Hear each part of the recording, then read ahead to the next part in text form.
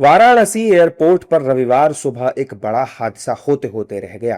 दरअसल वाराणसी के लाल बहादुर शास्त्री अंतर्राष्ट्रीय एयरपोर्ट पर शिवसेना के नेता बताए जा रहे कमलेश राय अपनी पत्नी के साथ 11:30 बजे की एयर इंडिया एक्सप्रेस की फ्लाइट से मुंबई जाने वाले थे।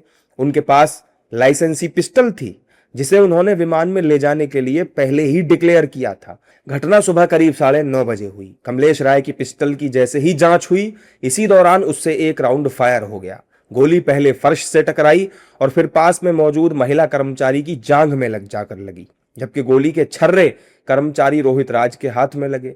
दोनों खून से लथपथ हो गए। दोनों को तुरंत ही इलाज के लिए अस्पताल में भर्ती कराया गया। एयरपोर्ट अथॉरिटी की सूचना पर पहुंची पुलिस को कमलेश के पास से पिस्टल समेत 21 कारतूस मिले। करीब 5 घंटे तक पूछताछ के बाद फूलपुर पुलिस उन्हें थाने ले गई। एयरपोर्ट अथॉरिटी द्वारा हमें सूचना दी गई कि इन्होंने अपने साथ कैरी करने वाली लाइसेंस शुदा पिस्टल, जिसका ऑल ओवर इंडिया परमिट है, उसको पहले से डिक्लेयर किया है। जब बोर्डिंग से पहले मानक अनुसार सीआईएसएफ और एयरलाइन स्टाफ के द्वारा इनकी फ्रिस्किंग चेकिंग की जा रही थी, तभी चैम्बर में मौजूद एक राउंड दुर्घटनावश फायर हुआ और वहीं खड़े हुए 2 ग्राउंड स्टाफ के कर्मचारियों को चोटें आई हैं। दोनों की ही जो स्वास्थ्य है, दोनों का स्वास्थ्य अभी स्टेबल है और हमारी फील्ड यूनिट ने मौका मुआयना कर लिया है और आगे की विधिक कार्रवाई फूलपुर पुलिस द्वारा की जा रही है। इस घटना के बाद एविएशन एक्सपर्ट की भी प्रतिक्रिया आई। उनके मुताबिक आखिर फायर हो कैसे गया?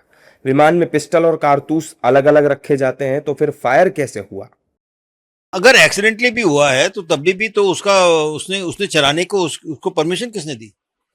कि बंदूक के अंदर पहले डालना होता है कार्ट्रिज, वो तो अलग अलग जाते हैं। खाली बंदूक जाएगी, कार्ट्रिज अलग जाएंगे। ये कैसे हो सकता है कि उसने डाल के एक्सीडेंटली क्या होता है? एक्सीडेंट तो होता ही नहीं इसमें। वो तो उसका लाइसेंस था, तो उसका मोटिव क्या था? अगर आयदा बड़ा बेवकूफ आदमी था कि वहां जाके अपने छीन के उसने दबा दिया।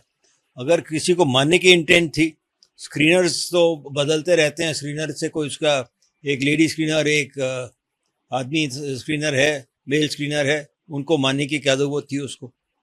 तो ये तो मिस्टीरियस है उसको, और ये भी नहीं पता चल रहा कि उस आदमी को उन्होंने अरेस्ट किया नहीं किया। बहरहाल दोनों घायल सुरक्षित हैं, लेकिन इस घटना ने कई सवाल खड़े कर दिए हैं। आपको बता दें, आजमगढ़ के रहने वाले कमलेश शिवसेना के नेता हैं। वो मुंबई में पूर्व पार्षद रह चुके हैं। स्वतंत्रता दिवस के चलते एयरपोर्ट को 11 से 20 अगस्त तक हाई अलर्ट जोन डिक्लेयर किया गया था।